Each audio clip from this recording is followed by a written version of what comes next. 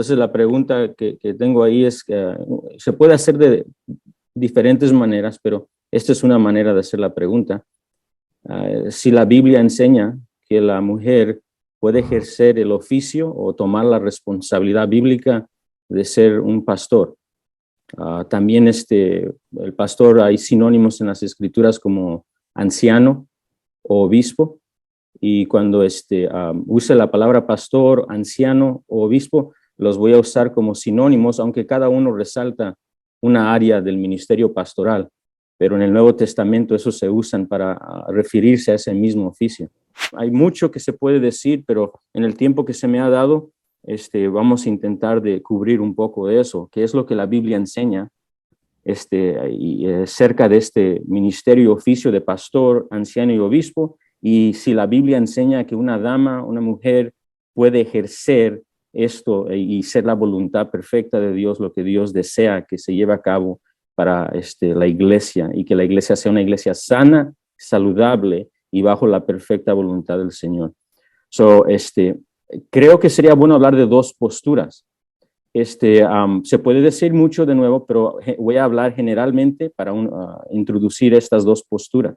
Pero hay dos posturas generales en cuestión de esa pregunta que hicimos, si la Biblia enseña que una dama puede ejercer el oficio pastoral. La primera postura que vamos a describir y definir se conoce por este nombre, el egalitarianismo. Y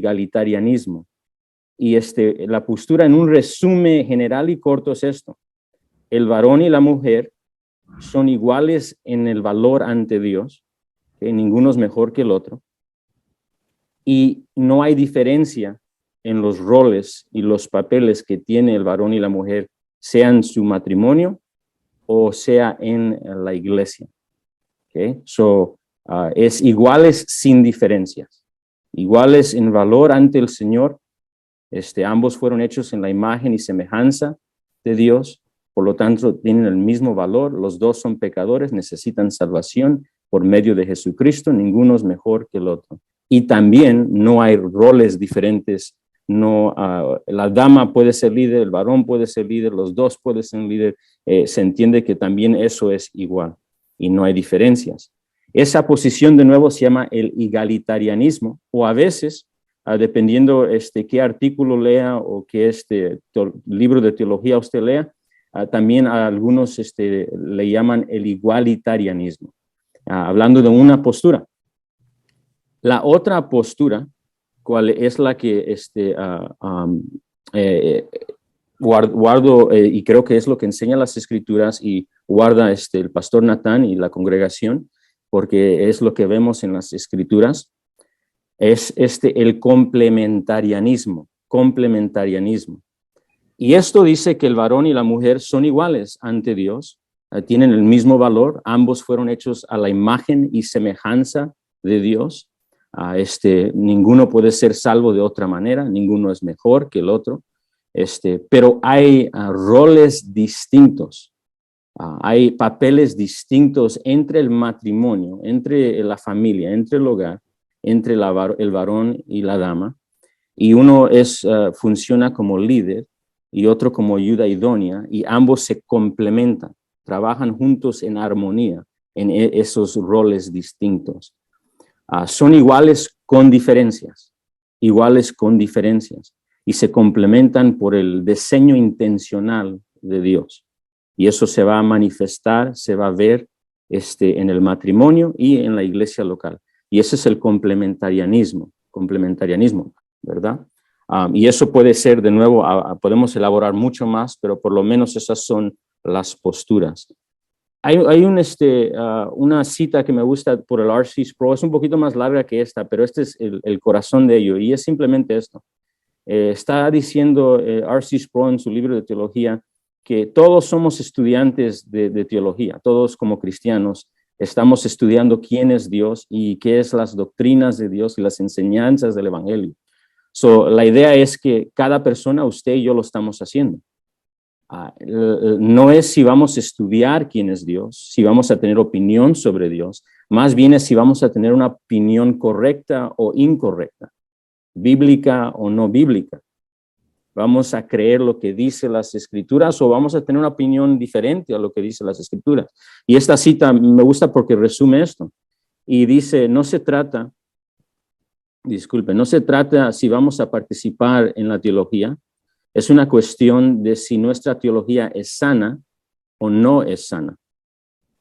En otras palabras, cada uno de nosotros en esas dos posturas, una es probable que sea bíblica y la otra, las dos no pueden ser correctas, una no es bíblica, una no es la que Dios nos ha dado como diseño y cuál es el deseo y la voluntad de Dios para que podamos glorificar a Dios por medio de una iglesia sana.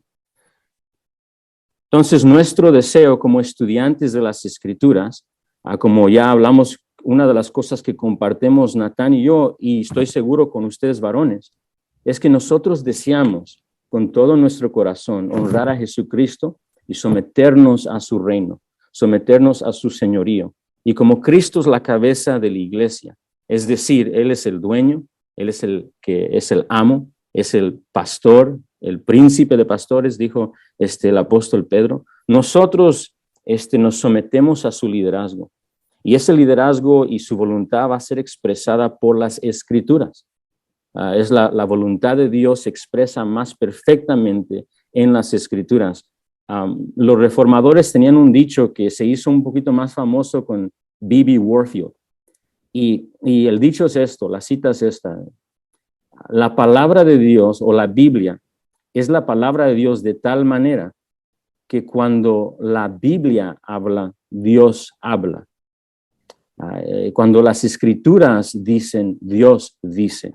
Entonces nosotros como alumnos y discípulos de Jesucristo estudiamos la intención original de los autores bíblicos porque deseamos saber qué dice Dios. Y seguramente usted como un seguidor de Jesús, tanto como yo, aunque tal vez tengamos un trasfondo de tradiciones y denominaciones, cada cristiano sincero y genuino busca esa voluntad y quiere saberla y quiere escuchar la voz de Dios sobre todo tema. ¿Quién es Dios? ¿Quién es Cristo? ¿Qué es la salvación? ¿Qué es la justificación? ¿Qué es un anciano? ¿Qué es un pastor? ¿Qué debe de hacer? ¿Y cómo los escogemos? Las Escrituras van a determinar eso. Entonces, con eso en mente, pues vamos a las Escrituras, cuál es la autoridad inherente, infalible, final, sobre todo asunto de doctrina y práctica. Y eso significa que es la autoridad para mí y es la autoridad para usted. Y es como Cristo va a reinar sobre su iglesia en esta era. Lo invito a 1 Timoteo. Si puede voltear sus Biblias ahí conmigo. Y en 1 Timoteo está uno de los textos que es más debatido sobre este tema. Es el texto que me confrontó a mí más que todos. Y cuando vi este texto, definitivamente buscar qué se dice en este texto, qué significa este texto, qué es lo que quiere decir Pablo en este texto. Y eso es lo que deseamos en un breve tiempo examinar para poder llegar a cuál de esas posturas es la posición que Dios nos ha dado, la postura que Dios nos ha dado en el ministerio pastoral. Ahora, con eso en mente, sí quisiera dar un trasfondo, un contexto al texto. El tema central de Timoteo, uno de ellos, ¿okay? Él nos los da en 1 Timoteo 3, 14 y 15.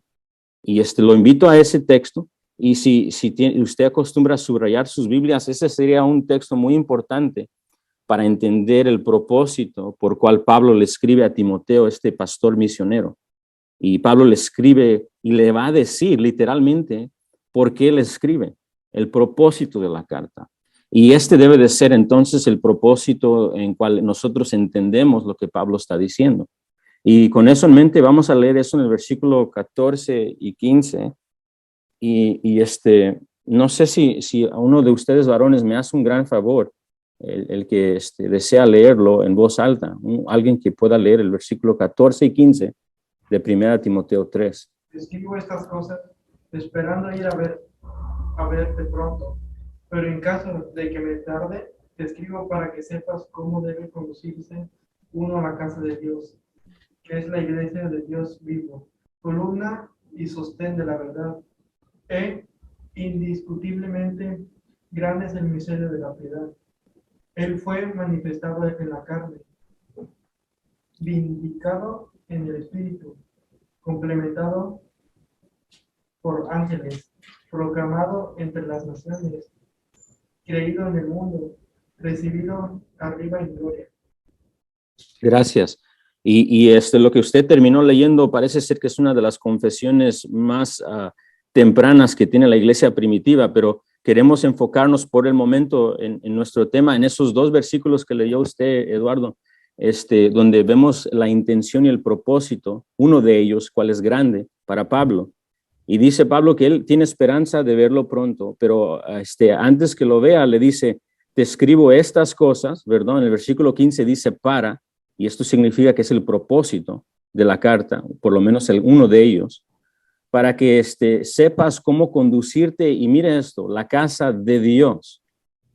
Le recuerda a Timoteo de quién es esta congregación, de quién es y le pertenece esta iglesia, cual él ha comprado con la sangre suya en su Hijo. Y la casa de Dios también puede ser traducido la familia de Dios, el hogar de Dios. Y luego dice que es la iglesia de Dios dos veces. Eso quiere que veamos de que esta iglesia no le pertenece a Timoteo para dictar cómo manejarla en su propia mente, en su propia cuenta. Tiene que someterse a lo que las escrituras van a decir, la voluntad de Dios expresada por el Espíritu de Dios en la palabra escrita. Y dice que es el baluarte de la verdad, se le ha dado la verdad, el evangelio.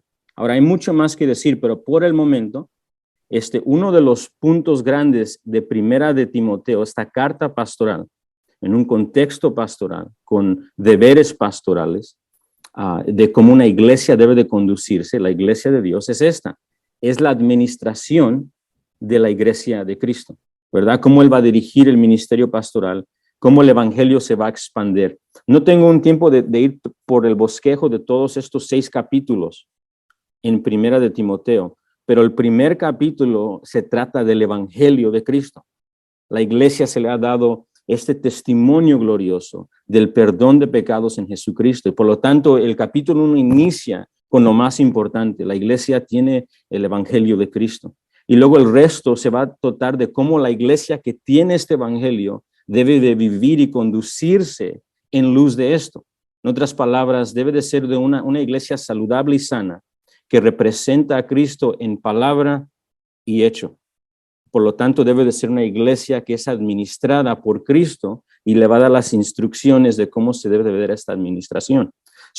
Primera Timoteo 3, 14 y 15 son versículos claves para entender el resto de la epístola.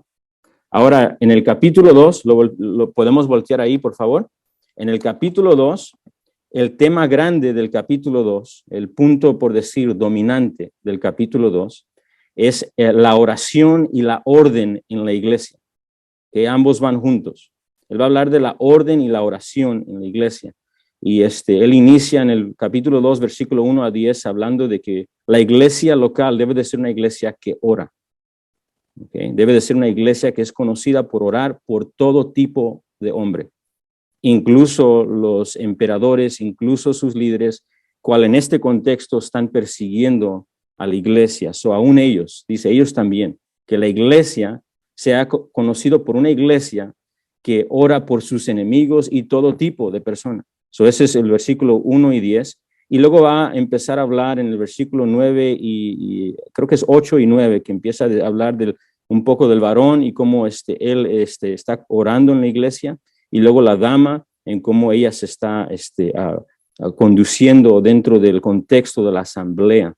Y el capítulo 2 se va a enfocar en la oración y la orden. Y entre eso hay una transición muy buena en el versículo 11 del capítulo 2, que es donde vamos a ver esos textos que les dije que son debatidos. Algunos se atreven a decir controversiales, ¿verdad? Pero en el capítulo 2 y 11, hablando del orden de la iglesia, dentro de la iglesia, va a irse hasta el capítulo 3 a hablar ahora del liderazgo y el ministerio pastoral, la enseñanza que se debe de llevar a cabo, y vamos a ver esto juntos, por medio de ancianos calificados, hombres calificados, no todo tipo de hombre, pero hombres calificados para ejercer este ministerio de enseñanza, en particular este ministerio pastoral. Okay, so el capítulo 2, versículo 11, hasta el capítulo 3, habla de orden dentro de la iglesia local y se va a expresar por medio de quién debe de ejercer el liderazgo pastoral y luego también va a hablar de la diaconía.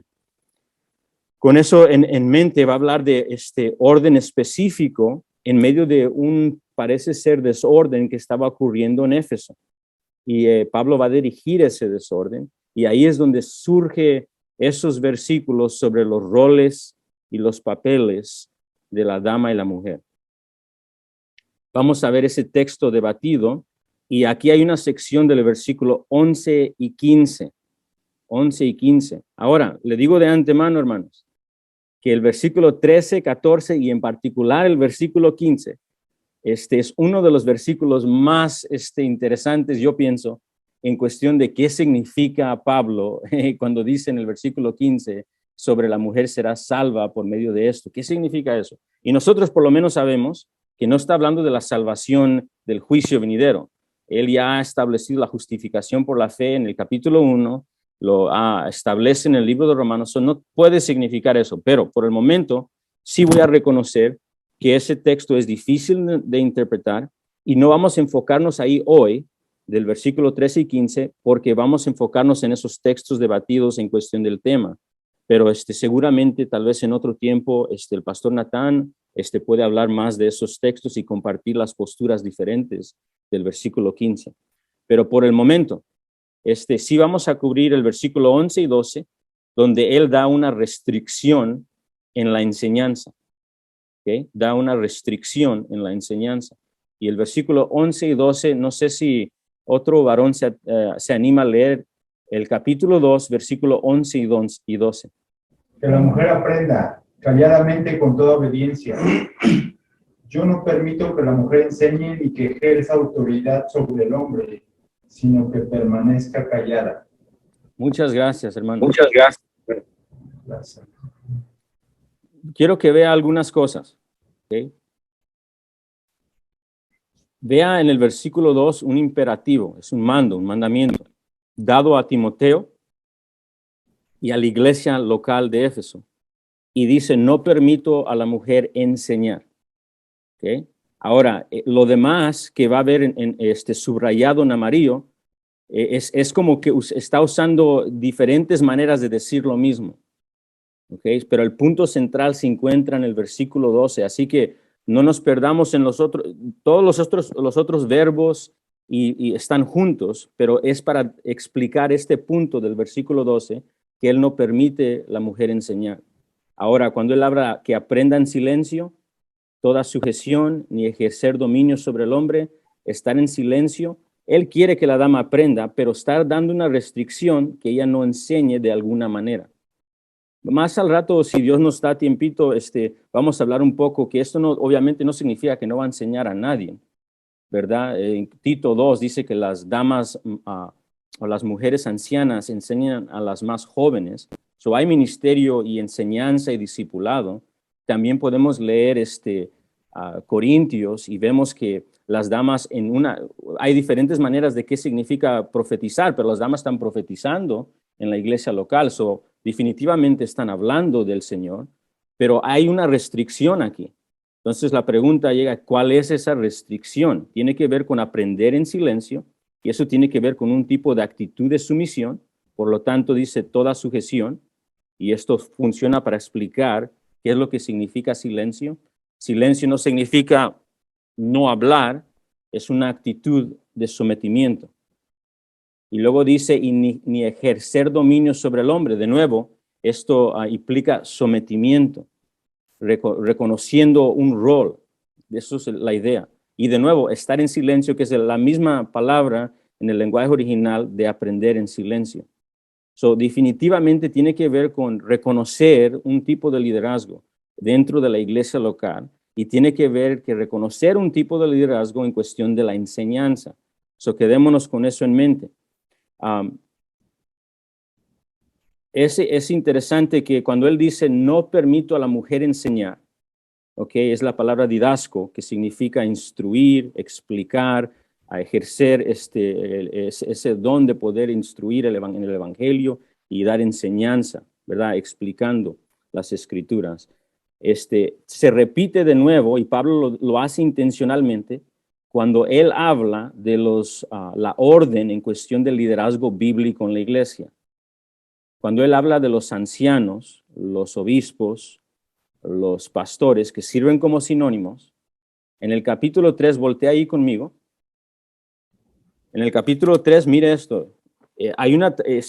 Recordémonos que los números de capítulo y versículos no están en el lenguaje original. Se pusieron para que nosotros podamos determinar y buscar textos. Y hicieron un buen trabajo en la mayoría de la porción de cosas para hacer las secciones, pero recuerde que esta es una carta que fluye. El pensamiento sigue moviéndose para adelante. Y lo vamos a ver aquí. Está hablando de orden en la iglesia local. Y luego habla en el versículo 1, palabra fiel, si alguno anhela obispado, episcopos, que es una referencia al ministerio pastoral, y a episcopos o obispo se refiere a alguien que tiene mayordomía. Se le ha dado a una obra que ejercer, cual tiene que dar cuentas. Eso es lo que significa episcopos. El ministerio pastoral, en muchas maneras, es exactamente eso, mayordomía de las cosas, en este caso, que no nos pertenecen a nosotros, le pertenecen al amo.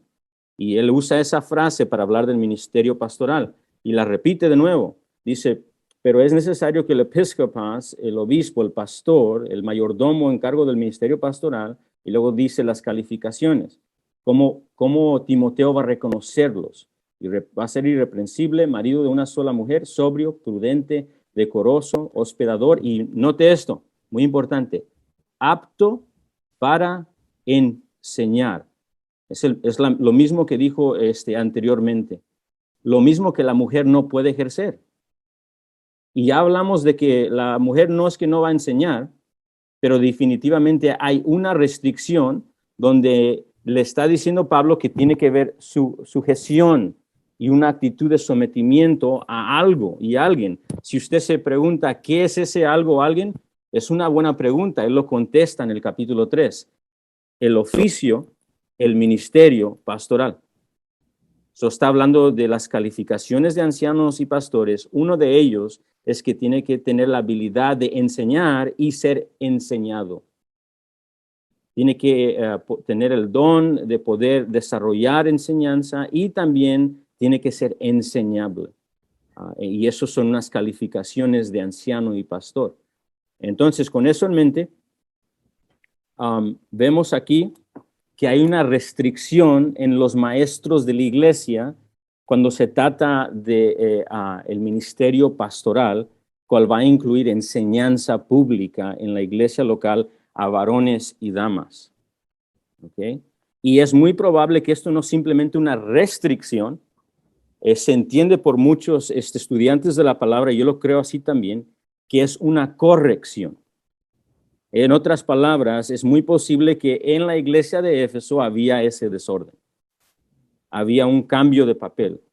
Las damas tal vez, porque dice toda sujeción, aprende en silencio, estar en silencio, no tener dominio sobre el hombre. Esto implica fuertemente de que es muy posible que habían damas ejerciendo tal vez a sus esposos en la iglesia local y aquí más fuertemente en el ministerio de los ancianos de la iglesia local, y se estaba mirando un desorden dentro de la iglesia y visible al mundo, visible al no creyente. Y Pablo quiere que eso se corrija y haya orden en la iglesia.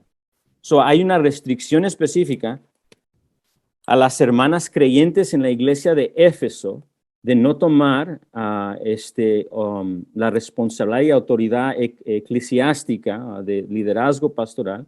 Y también, no se pierda esto, se le escribe a Timoteo.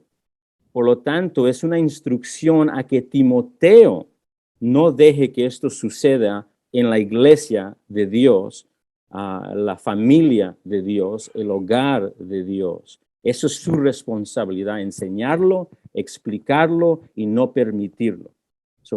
Ambos, le dice a la dama, le dice a los ancianos y le dice a Timoteo. Y esta carta, como usted y yo sabe, también va a llegar a nosotros. Entonces vamos a tener eso en mente por un momento y seguimos. quiero decir esto. Esta interpretación que estamos viendo no es debatida, no es algo debatido. Estoy hablando generalmente, pero no es debatida. Es decir, generalmente hablando, hay unas excepciones, pero entre los hermanos cristianos que aman la palabra, que guardan ambos posturas, o hay gente que guarda la postura que la mujer sí puede ejercer el ministerio pastoral, y hay otros que dicen que no. Pero ambos posturas están de acuerdo en una cosa. Pablo está dando restricción a los efesios de que esas damas no pueden ejercer ese ministerio específico de pastor y anciano en Éfeso. Ambos posturas entienden eso en el texto. Eso no es muy debatido. La pregunta que es debatida es la siguiente, y esto es muy importante. La pregunta que es debatida es si esta restricción es temporal y local o si esta restricción es continua y universal. Esa es la pregunta. En otras palabras, por ejemplo, creo que tal vez pueda ser cultural. Es decir, es algo que solo aplicaba debido a la cultura de los efesios, el Medio Oriente en el primer siglo. Otra es que era local, solamente era la iglesia de Éfeso. Y ese era un argumento de esa posición igualitarista. ¿Ok? Pero nuestra pregunta entonces surge si esta restricción simplemente fue temporal y cultural y local, o si es una restricción que el pastor Natán y los líderes y la iglesia del Camino de la Cruz y la iglesia comunidad cristiana debe decir, no, esta es instrucción de Dios, de la iglesia de Dios que tiene el evangelio de Dios, cual está testificando del Señor Jesucristo en palabra y hecho. Y esa es la respuesta que estamos intentando de contestar, ¿verdad? Entonces, con esto en mente, yo le quiero compartir solamente esto. 4 razones, y hay más, pero por lo menos 4 razones, por qué esta restricción es continua y universal. En otras palabras, ¿por qué no es solamente para la iglesia de Éfeso? ¿Por qué no solamente es algo que fue temporal para el primer siglo y debe de seguir hoy en día? ¿Por qué estas instrucciones no son temporales y solamente para los efesios, sino para la iglesia de Jesucristo hoy? Esta es una. Pablo no tiene en la mente, no está ni en su mente, y ahorita le voy a decir por qué. No está ni en su mente que una mujer puede ejercer el ministerio pastoral en la iglesia. Eso es ajeno al texto. Una de las cosas que seguramente el pastor Natán ha instruido y seguramente usted también va a instruir a otros, es que nosotros como estudiantes de las Escrituras queremos buscar la intención del autor original, ¿verdad? Cuando se le escribe una carta a usted y llega la carta, usted ve quién es el destinario, ¿verdad? Y ve si es para usted, y si es para usted, usted la va a abrir, ¿verdad? Y luego usted va a leer quién la escribió y por qué la escribió, y va a ver el contexto, y así va a determinar qué es el significado de eso. Lo mismo tenemos que hacer aquí para llegar al significado del pasaje. Y con esto en mente, tenemos que, una de las razones por cual esto no simplemente es temporal, es porque él no está ni pensando en la dama ejerciendo el ministerio pastoral, y lo vemos en las calificaciones de pastor, anciano, obispo. Estas calificaciones, vaya al capítulo 3, versículo 2. Las calificaciones solamente son dirigidas a los varones. No son dirigidas a las damas y a los varones. Él solamente está pensando en un varón ejerciendo este ministerio. Y no eso es muy importante también, amados. No es todo varón. Porque a veces uno piensa, son todos los varones. No, es los varones calificados. ¿Okay? No todo va a ejercer el ministerio pastoral en la iglesia local de esta manera. El versículo 2, vamos a leerlo juntos.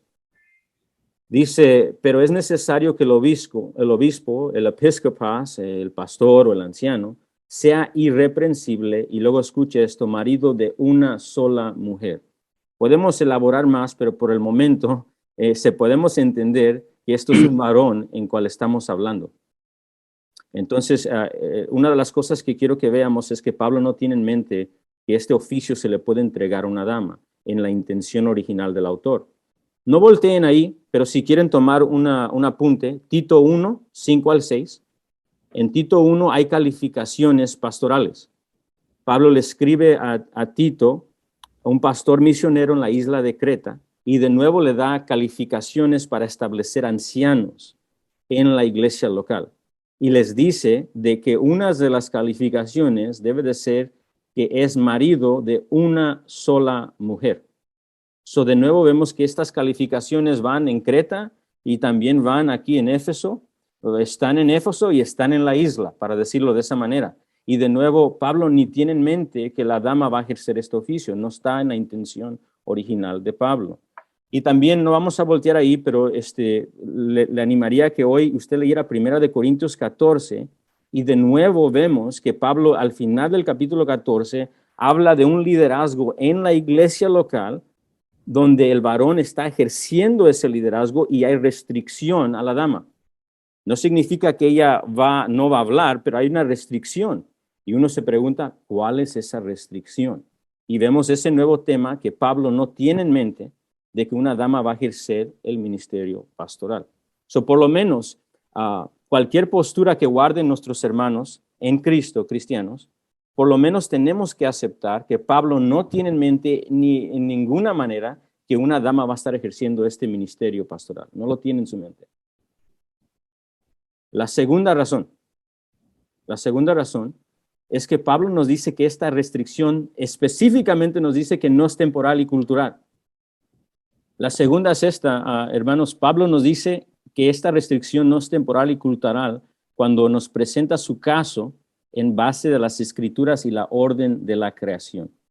So, Pablo va a dar un argumento, va a decir un porqué, ¿verdad? Hoy en día seguramente si Pablo llegara a nuestra congregación, ¿verdad? Imagínense en el año 2021 y dijera, no permito que la mujer ejerce dominio sobre un varón, le garantizo que va a levantarse alguien y decir, ¿pero por qué? Y aquí él nos va a contestar con un razonamiento, un porqué, una explicación. En el versículo 13, mire conmigo del capítulo 2, regresemos a esos textos debatidos, capítulo 2, versículo 13, él dice, ¿por qué no permito a la mujer enseñar ni ejercer dominio sobre el hombre, sino estar en silencio? Porque Adán fue formado primero, después Eva. De nuevo, podemos decir mucho, pero quiero que vea el pensamiento de Pablo en su argumento. Una de las razones es que esto no es cultural, esto está en las escrituras. Él está refiriendo y citando Génesis capítulo 1 y 2. So, está usando dos argumentos juntos. Las escrituras nos enseñan esto y la orden en cual fuimos creados por diseño de Dios nos enseña esto. Nos lleva antes de la caída al jardín, donde Dios hizo al hombre primero para ser un tipo de líder sacrificial a Eva. Y Eva, dice el texto, iba a ser su ayuda idónea, ¿verdad? Ahí él establece roles diferentes, papeles diferentes. Y lo vimos, porque cuando Adán entra la caída y Adán peca, ¿verdad? Y entra por la dama comiendo ese árbol y luego compartiendo con su esposo, Dios viene a buscar al que está responsable, ¿verdad? ¿Se recuerda? Viene a buscar, no es que él no sabe dónde están, obviamente él es omnisciente y omnipresente, pero cuando él empieza a buscar quién es responsable, él no dice dónde está Adán y Eva, él no dice dónde está Eva, él dice dónde está Adán. Es decir, en esos textos de la creación, vemos que Dios establece a Adán primero con un ministerio específico de ser un rey pequeño bajo el señorío de Dios. Y él debe de servir a su esposa por protegerla, cuidarla y guiarla, ser un tipo de rey y un tipo de sacerdote, y su esposa asistirlo y servir a Adán en llevar a cabo esas misiones. Y eso se ve en Génesis, y Pablo está trayendo ese texto, está trayendo ese ejemplo como un argumento en este caso. ¿Okay? Efesios 5:25 nomás escúchelo, usted se va a recordar. Pablo dice a los varones, a los esposos, que los maridos amen a sus esposas, como Cristo amó a la iglesia y se entregó a sí mismo por ella. Y luego al final, en el versículo 32 de Efesios, no tiene que voltear ahí, pero él empieza a hablar del matrimonio y nos lleva al jardín y les dice que este matrimonio es un gran misterio que representa a Cristo y su amor por la iglesia. En otras palabras, de nuevo, le enseña a los efesios. Recuérdese que 1 Timoteo está dirigida a Timoteo que está en Éfeso. Y en Efesios le dice a los efesios lo mismo de ese narrativo, ese testimonio de Adán y Eva. Eso fue hecho con diseño. Y el diseño que Dios les dio fue roles y papeles diferentes para que representaran y nos apuntaran en esa manera al ministerio de Jesús, al oficio de Jesús y el amor hacia su iglesia. En otras palabras, esto es mucho más que una orden, Pablo dice. Esto tiene un propósito de la exaltación de Dios, de la magnificar a Dios, de expandir su fama, de darlo a conocer. Y este desorden que ocurre en la iglesia no está haciendo eso. No está haciendo eso. En un resumen, lo que quiero decir es esto. Una de las razones que esto no es temporal y cultural es porque Pablo lo lleva a la escritura y lo lleva a la orden de la creación. Y esto sobrepasa lo cultural. Si puedo citar al doctor Thomas R. Schreiner, él lo dijo mejor que yo. Déjeme ponerlo de esa manera. Él dice lo siguiente. Cuando Pablo discute que el matrimonio no debe de prohibirse, presenta un argumento de la creación. 1 Timoteo 4. Cuando Pablo discute sobre la homosexualidad, él apela con un argumento de la creación. En Romanos 1. Cuando Pablo instruyendo a la iglesia que está permitido, le está diciendo que está permitido comer varios tipos de alimentos, apela de nuevo a la creación. 1 Timoteo 6. Cuando Pablo discute sobre la homosexualidad, ya hablamos de eso. Uno más, cuando Jesús se dirige con el divorcio, él apela a la creación, Mateo 19. En otras palabras, este argumento que Pablo está usando es un argumento común para decir caso cerrado. Y no estoy hablando del programa de televisión, ¿verdad? Pero cuando él usa ese término de que, no lo ves en la creación, no lo ves en las escrituras, es como el decir case closed, caso cerrado. La Biblia es la autoridad aquí. En otras palabras, ese argumento nos dice a usted y yo que esto no puede ser algo cultural. Esto tiene que ser algo que Dios ha hecho y lo ha revelado en sus escrituras. Lo vemos en Génesis 1, en Génesis 2, antes de la caída, y lo vemos como un argumento para Pablo decir, esto es lo que ustedes deben de hacer, es lo que yo debo de hacer. Así que, aunque humildemente, sí vamos a reconocer usted y yo como estudiantes de la palabra que 1 Timoteo 2, capítulo 14 y 15 son difíciles de entender. Los textos que siguen a estos son difíciles en cuestión de su significado exacto. Pero por lo menos algo que es claro y que se entiende por cada lector y estudiante de la palabra y tenemos que aceptar es que Pablo está conectando la restricción pastoral a la orden de la creación y las escrituras. Y al hacer esta conexión a la restricción pastoral con la orden de la creación, esto implica que esta restricción no es algo simplemente cultural. Esto significa que esta restricción no es algo temporal. Es lo que debemos de ejercer en esta era para representar adecuadamente y servir a nuestro Señor Jesucristo en la iglesia de Dios, específicamente en el liderazgo pastoral. Ya llegó Álvaro, también otro hermano, nosotros, Álvaro también es de Puebla. ¡Hey! Aquí están los poblanos. Dios bendiga a los poblanos. Sus abuelos son de Puebla. Entonces, para ayudarle a Álvaro, ¿puedes solo resumir brevemente estos cuatro? Estás dando 4 razones. O sea, la pregunta no, que estamos haciendo la prohibición que se encuentra en 1 de Timoteo 2 sobre que una mujer, donde Pablo dice, no permito que una mujer enseñe. Básicamente estamos tratando de examinar ese texto en su contexto y ver, ¿es una restricción temporal y local o es una restricción continua y universal? Entonces, ya hemos visto las primeras dos, entre varias que existen, está presentando 4 razones por la cual pensamos que es continua y universal. En primer lugar, que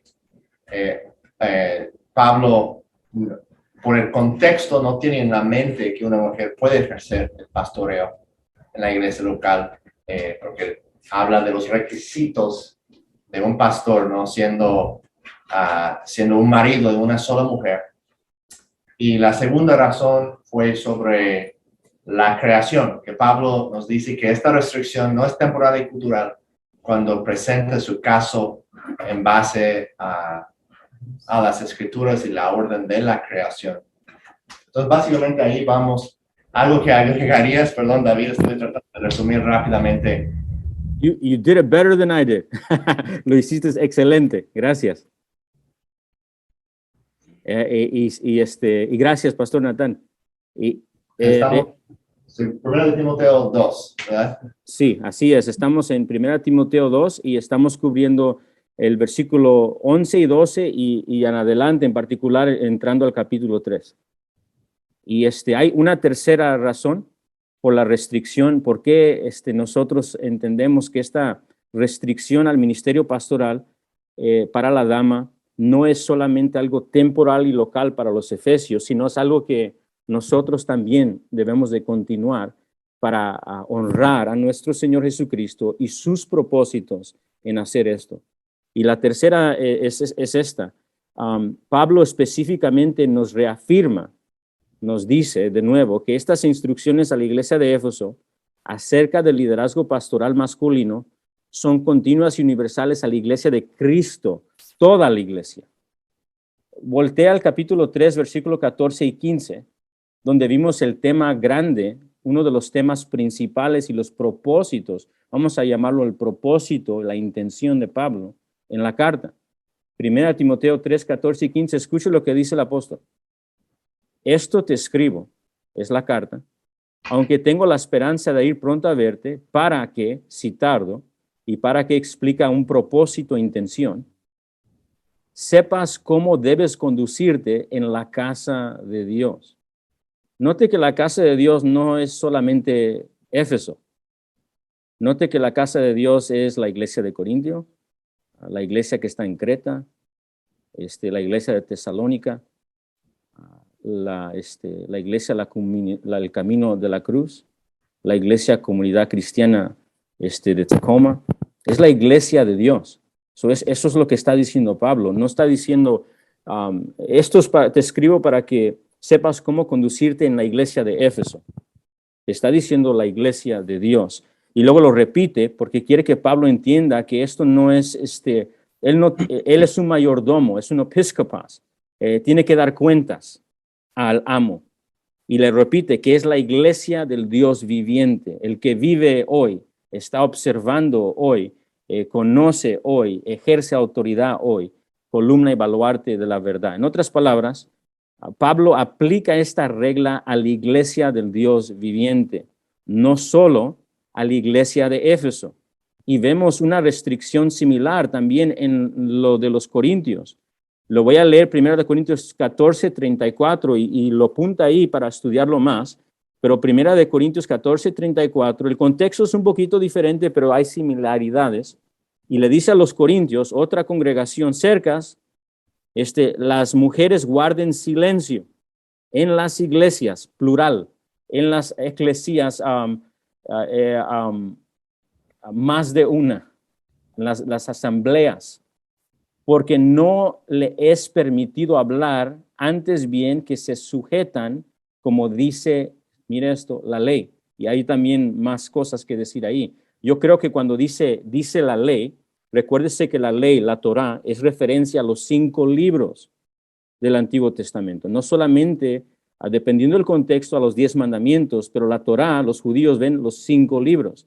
Cuando él dice la ley, yo creo que él fuertemente está diciendo lo mismo que dijo en 1 Timoteo 2, lo que está en la orden de la creación. ¿Okay? Y luego el versículo 33 es muy interesante en 1 Corintios 14, dice, como en todas las iglesias de los santos.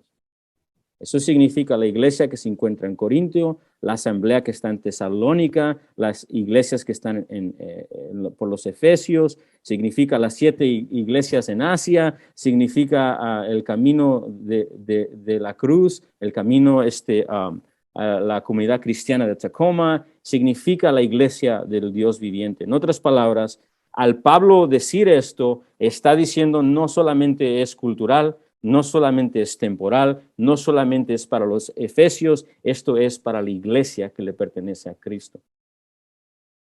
Y hay otra, y estas 4, hay más, seguramente, y tal vez si usted tiene otra, sería bueno compartirla y la podemos añadir a estas razones. Pero tengo la cuarta. La cuarta es que Pablo le enseñó a la iglesia de Éfeso en otro lugar que hay roles distintos. En Efesios 5:23 en adelante, y voltea ahí conmigo, deja un marcador conmigo en su Biblia, en 1 de Timoteo, donde Pablo le escribió a Timoteo en Éfeso, y luego vaya a los Efesios, a la epístola a los Efesios, y note conmigo que él habla de los roles ahí también, y habla de roles en matrimonio que deben de ser expresados ahí. Efesios 5:23 en adelante, y vamos a leer algunas de esas porciones del texto. Pero Efesios 5:23, ponga ojos conmigo, dice, porque el marido es cabeza de la mujer, cabeza refiriendo a un líder, así como Cristo es cabeza de la iglesia. Estamos viendo una comparación. El esposo debe de representar a alguien mayor. Y esto va a cambiar, acuerdo de Pablo, cómo ese esposo sirve a su hogar. Y luego dice, porque el marido es la cabeza de la mujer, así como Cristo, el Mesías. Cristo es un título, se refiere al juez y rey. Como Cristo es cabeza de la iglesia, la cual es su cuerpo y su Salvador. Así que como la iglesia está sujeta a Cristo, así también las casadas los den a sus maridos en todos. Entonces ahí vemos otro papel, otro rol. La dama, esa ayuda idónea que vimos en Génesis 2, es la misma idea, también está ejerciendo un papel y un rol, y es el de someterse humildemente a Dios por medio de someterse humildemente a su esposo, bíblicamente hablando, ¿verdad? Entendemos que un esposo dirigiendo a su esposa a hacer un pecado, eso no es un liderazgo cristiano, no es un liderazgo sacrificial. Pero lo que quiero que veamos es que hay roles y papeles que Pablo le enseñó a los efesios. Esto no es doctrina o enseñanza nuevo a sus oídos. Y luego dice el versículo 25, uno de los versículos para mí más pesados en las escrituras para mi vida. Maridos, no sé cuántos maridos tenemos ahí, ¿cuántos están casados ahí? Ok, entonces este texto, mi corazón se va al estómago. Escuche esto.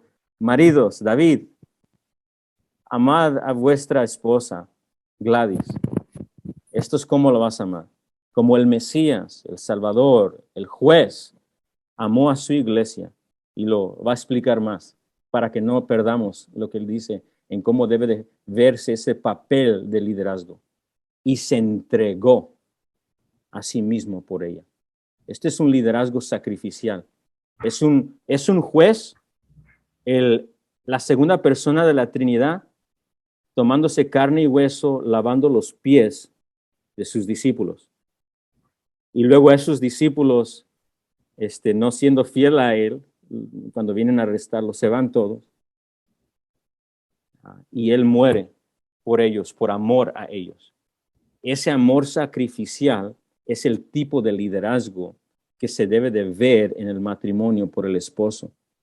Y ese es el rol y el papel que tenemos. Por lo tanto, no es un papel de aquí yo hago lo que yo dije y eso es lo que yo dije y yo tengo la última palabra. Es un papel de entregarse por su esposa. Llegas cansado y ya no tienes ganas de hacer nada más. Tu esposa la ves también cansada, pero dices, no, yo trabajé más. No. El líder sacrificial se levanta, agarra la toalla y dice, mija, esposa, amor, reina, como usted le llame, ¿cómo te puedo servir? ¿Cómo puedo ayudarte? Y ese es el líder de fuerza, el que se entrega, ¿verdad? El que se pone al lado para servir a su esposa. Es un trabajo muy difícil, ¿verdad? Y ese es el papel de liderazgo que tenemos en los roles. Y esto es importante, porque en el versículo 31 y 32, mire esto. Dejará al hombre a su padre y su madre, y este es hebraísmo para el matrimonio de Génesis 1 y 2. Cuando usted lea, dejará al hombre a su padre y su madre, piense en matrimonio, Génesis 1 y 2. ¿Okay? Es la manera hebrea de hablar de ese matrimonio, instituido por Dios. Y dice, y se unirá a su mujer y los dos serán una sola carne. Está hablando del matrimonio. Escuche esto, versículo 32. Grande es este misterio, mas yo digo esto respecto de Cristo y de la iglesia. En otras palabras, el diseño de que somos iguales en valor, pero diferentes en papeles y roles, tiene la meta, la gloriosa meta de magnificar la obra redentora de Cristo y su reino sacrificial, su señorío sacrificial en liderar a la iglesia, su pastoreo, por medio de cómo el esposo y la esposa sirven en ese papel. Esto es tan importante y esto es lo que me convence a mí. Aunque tenía otras posturas y tal vez no entendía todo, cuando entendí esto dije, esto es una motivación muy inmensa para someterme a las Escrituras. Porque ¿sabe qué? Hay un deseo que tiene todo persona, todo varón y mujer que ha probado del perdón de Cristo y ha probado la regeneración, ha nacido de nuevo. ¿Sabe cuál es ese deseo? De anunciar las virtudes de aquel que nos sacó de las tinieblas y nos transfirió a su luz admirable. Ese es el deseo de cada persona que conoce el perdón de Jesús. Quiero magnificarlo. Quiero que el mundo lo conozca. Y esas son las motivaciones que Pablo le da a un hombre líder que a veces es terco para someterse al Señor. Magnifica a Cristo, David. Esa es tu motivación. Y esa es la motivación también para aceptar, obedecer los roles que se nos ha dado en el matrimonio y también en la iglesia local. Con esto en mente, piensen esto. Pablo le enseñó a los efesios que en el matrimonio hay roles distintos con la intención y el propósito y el diseño intencional del Creador para exaltar a su Hijo Jesús. Cuanto más esto debe de ser cierto no solamente en el matrimonio que representa el amor de Cristo en la iglesia, sino dentro de la misma iglesia local. ¿Sí me explico? Porque algunos argumentan, hay algunos que son, nomás van parcialmente, es decir, dicen esto, y no sé si usted ha escuchado esto. Sí, hay roles diferentes en el matrimonio, pero en la iglesia todos somos, no hay varón ni hembra, y eso ya no aplica en la iglesia. Eso no hace ni sentido, amados. En luz de estos textos se contradicen todo.